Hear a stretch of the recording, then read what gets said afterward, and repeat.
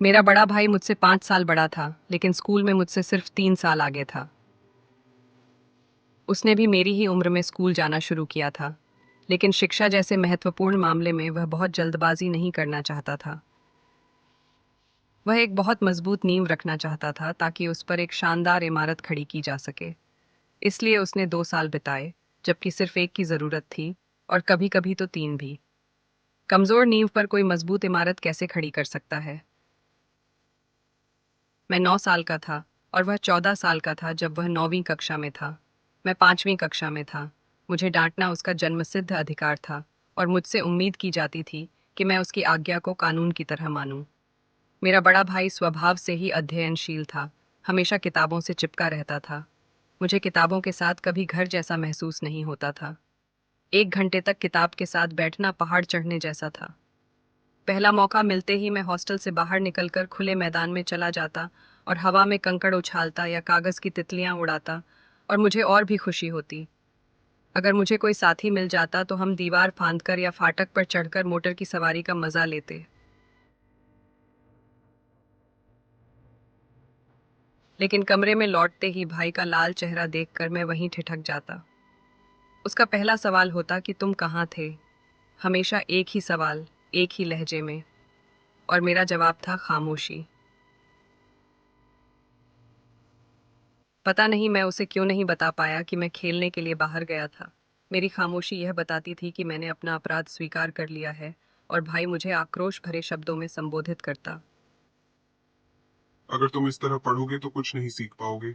अंग्रेजी सीखना कोई बच्चों का खेल नहीं है, वरना हर कोई और उसका चचेरा भाई अंग्रेजी में माहिर हो जाएगा।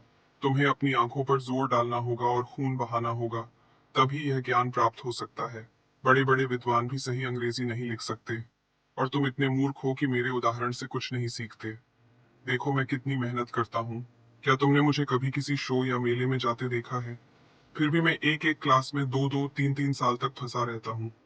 एक क्लास में पढ़कर पूरी जिंदगी बर्बाद कर दोगे। पिताजी की गाढ़ी कमाई क्यों बर्बाद करो? ये गालियां मैं फूट फूट कर रो पड़ता।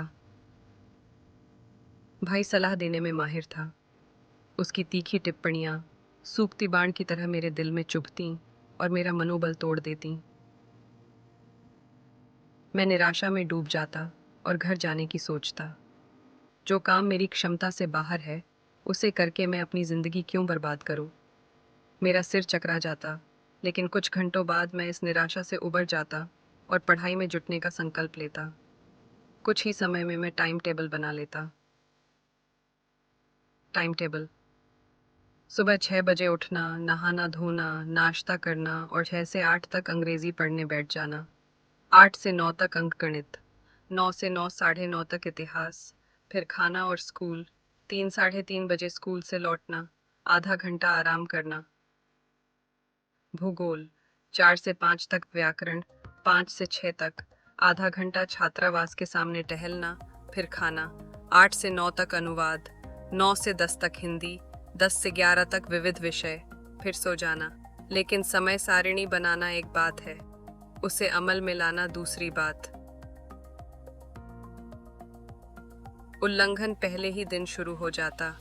हरे भरे मैदान, मंद मंद हवा, दौड़ भाग और फुटबॉल, तेजी और फुर्ती और वॉलीबॉल, ये सब मुझे बाहर खींच ले जाते और मैं सब कुछ भूल जाता, और मेरे भाई को डांटने और उपदेश देने का मौका मिल जाता।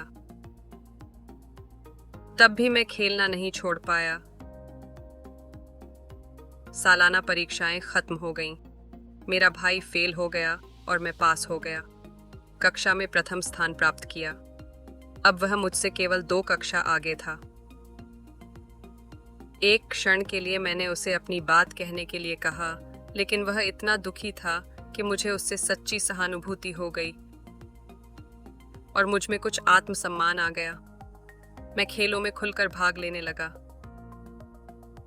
यदि वह हस्तक्षेप करने की कोशिश करता तो मैं उसे साफ साफ बता देता कि मैंने तो खेल खेल में ही प्रथम स्थान प्राप्त कर लिया है। यद्यपि मुझ में इतनी निर्लज्जता से बोलने का साहस नहीं था, फिर भी मेरे आचरण और कार्यों से यह स्पष्ट था।